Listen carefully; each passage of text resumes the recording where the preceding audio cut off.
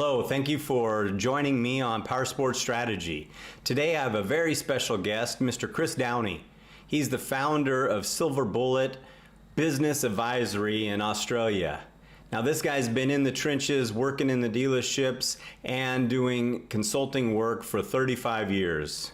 Now imagine you're in the middle of, I don't know, a pandemic, and government shuts your business down for 3 months, 4 months, and you need a loan. You go to the banker says, let me see your 5-year business strategy.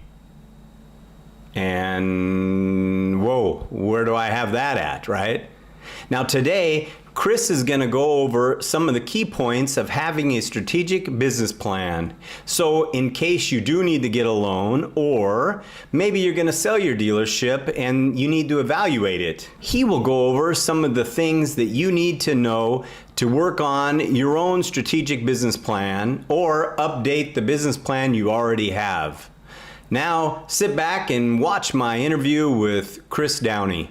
Hello, Chris. How's it going? Yeah, good, David. How are you? Oh, I'm super fantastic, of course. I'm super happy to have you on my little podcast show today and to talk about something really important, which is the strategic business plan for dealers.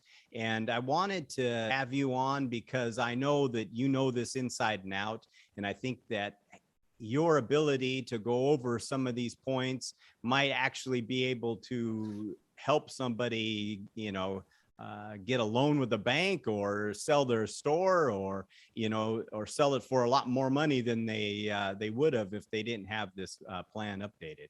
So tell me about your history and where you worked before. Yeah, thanks, David. I mean, leading into the conversation that we're here for today, just my background, 35 years automotive. First part of my career was with OEMs, with Ford Motor Company and a large English organisation called Inchcape, working both in distribution, later in retail. I crossed into retail just over 20 years ago, and it ended up then running a lot of different dealerships, a combination of large corporate, family-owned businesses. And so in and out of that type of style of operations, from multiple stores, single stores. And about 5 years ago, started up our little business, our advisory business, and started consulting and coaching and training within the automotive industry. So 35 years later and a bit of grey hair to prove, quite a bit of experience in that part of the world. Yeah. Right on. Now I had the pleasure to take a course with you over almost a year-long period of time, maybe even longer than a year, through Zoom. And I have to say, out of all my Zoom meetings, you were one of the best I've ever had and be able to hold attention and things like that. And now you were doing work for Harley Davidson.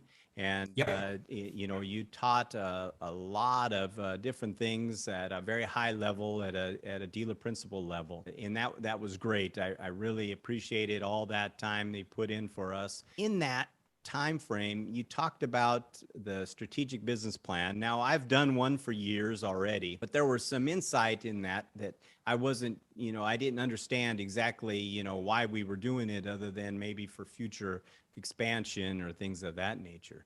So, why does a dealer need a strategic business plan? Look, it's a really good point. I'll go back and just talk a little bit about the course and the program that you're on. Yeah. And then we'll touch on why do a strategic plan.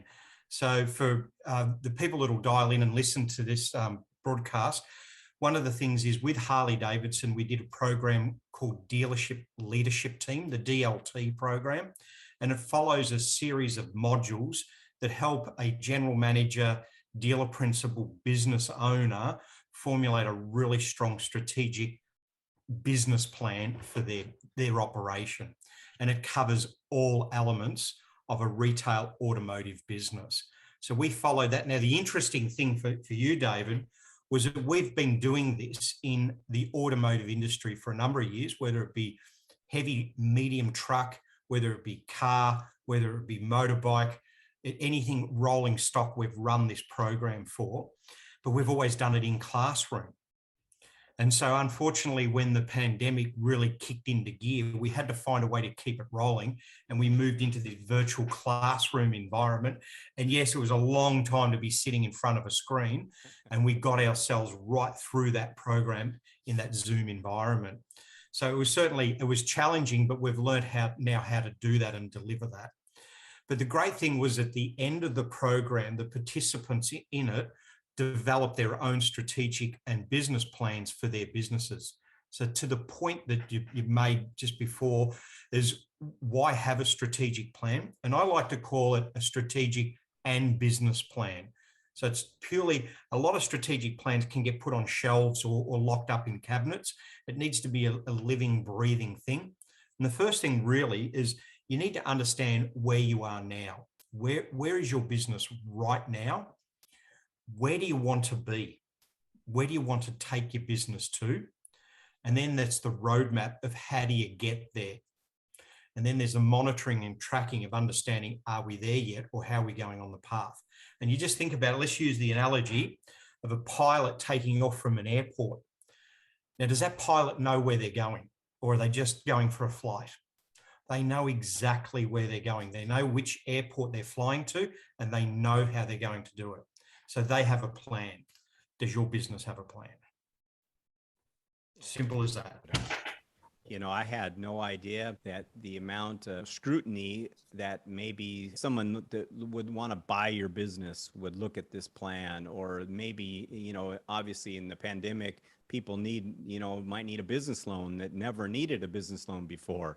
And all of a sudden they got to go to the bank, and then the banker says, hey, let me see your business plan. Whoa, I haven't done that since the day I opened up, So I think that elements of this business plan really could be critical for somebody's business to even stay open, or possibly, if they sold their business. What are the elements in that business plan that they should be covering? Well, there's 6 key steps to a business planning model. But the point that you make is so critical. Just think about our interactions. So there's yourself, but also one of your key guys, Luke, was on the program as well. So just for the viewers, your planning that you did through this program allowed you to expand your business, and plan around a new franchise into your country operations. So that's really at a very high strategic level.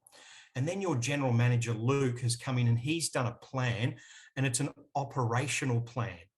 All right, here's a part of the business that we need to focus in on to get really good at, and he's planned that.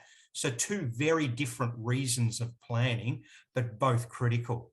So yes, it could be around accessing better funds for capital growth. It could be preparing the business for sale. And it could be just to do a better job, make more money, and get a better return on your investment and your assets. 6 key steps to making this happen.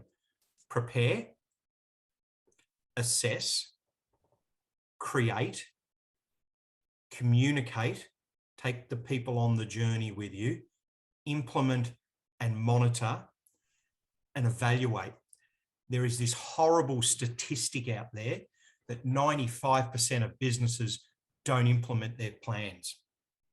They'll do a whole lot of plan development, and then it sits on the shelf and collects dust. So key aspects of this planning process is the implementation, the monitoring, but also being really fluid to the current market and preparing for what's ahead as well. Let's say that you're going to the bank and you need a loan or to expand. Maybe, hey, you have an opportunity to pick up another dealership or something of that nature. What's like the banker going to look for in this plan? Well, firstly, they're going to look at the historical performance of the business to see how good you are at what you do, to see if you've been growing, to see if you're getting a fair share of the activity in your field as well, and to see if you're getting a good return on your operating assets and on the investment that you have. They have a number of hurdles that they will measure you on. So that's the first thing, is then they believe. Then they need to see, where are you going with this business? Where are you taking it? And have you got that plan? And are you monitoring it and tracking it? At the end of the day, they need to have the confidence to lend you the money for 2 reasons: that you'll keep up your repayments and that you're good to pay it back. Yeah. Because they're in the same business. They're just using a different product. Now, most of the dealers already did a business plan when they first started their business, and it's, it's dusty and the credenza behind them. What advice would you give them on how to update your strategic business plan? Well, for starters, get the old one out, dust it down, have a look at it, and see how you performed against it. Remember, we talk about two things here. We talk about a strategic business plan, which will typically look out 5 years. And then there's a business plan, which is shorter term, 12 to 18 months. If you're coming in from an operational perspective, the focus has got to be around the business plan. You can dust down the old one and have a look at it. But really, if you based on the age and the time that's gone by, start again. Engage your leadership team and get them involved from the start, from the get-go, to develop it up. So we talked about that first key point. Where are you now? And that's the really key point to getting it. No, that's undertaking the analytics of understanding where you are. Things like do a pestle to understand political, economic, social, technology, legal, environmental of your marketplace. All right, what are your policies, processes, and procedures in your business now? Are they robust? Are they working? The competitive reality that you live in, right? Understanding who your competitors are, really understanding it, and their product and what you can do about that as well. Where's your product against their product? And that also then helps you determine the way that you approach the market. Key element, we've talked about this one so much, a SWOT. Yes. Right? A strengths and weaknesses, opportunities and threats, right? Internal behaviors, external environment. The SWOT is the basis of setting up the activities or actions that you will undertake. From the SWOT, do you have a vision, a mission, and values of operation of your business? Now, a lot of businesses have them. And again, they may be just as dusty as that strategic plan. So sometimes it's worth just refreshing that whole process as well and getting them out and engaging your current leadership team on this next journey. Smart objectives out of that SWOT analysis becomes the obvious objectives that we focus in on. So we've got to make sure that, and we use the expression of SMART, specific, measurable, achievable, relevant, time-bound. Right? We've got to put a timeline to them. Now that really then helps us understand where we are now, so where we can get on with it. Where do we want to be? That's part of those objectives, and then the monitoring process behind it. That's a lot of good info there, and a lot of things that somebody might not have even heard about before. So I think that you are a resource for a dealer to reach out to actually pick apart some of these things that they may be lacking. I know they're almost all good businessmen. They understand a P&L and things of that nature. Yeah. There's some elements to this that they might not actually know totally how to do it. You are the go-to guy for that, I believe, in the world. Now, in Australia, where you're at, yep. What kind of motorcycle did you start riding when you were a kid? Okay, this will be a reflection of my age, so let's not read too much into this. My goodness, 1972 Honda SL70 in gold. Awesome. Oh my goodness. Now, they did come in a couple of colors, but I had a gold one. But back then, dirt bikes were just starting to come into the marketplace. And so a lot of us couldn't afford these fancy dirt bikes. So we got road bikes and we converted them to dirt bikes. So we beefed this bike up with larger shocks and forks, bigger carby on it, upgraded the exhaust pipe so it was extremely loud. These things were damn dangerous, but they were a lot of fun. And we would ride them on the road and on tracks and what have you. So yeah, we're going back into the early 70s, but early to late 70s, yeah, awesome. An SL70. And you can still walk without a limp, or is I progressed into larger dirt bikes for a number of years. And then life got in the way of riding a bike. But I've got to share this story with you. My eldest daughter has said to me, let's get our bike licenses again so we can get riding. So she wants to ride.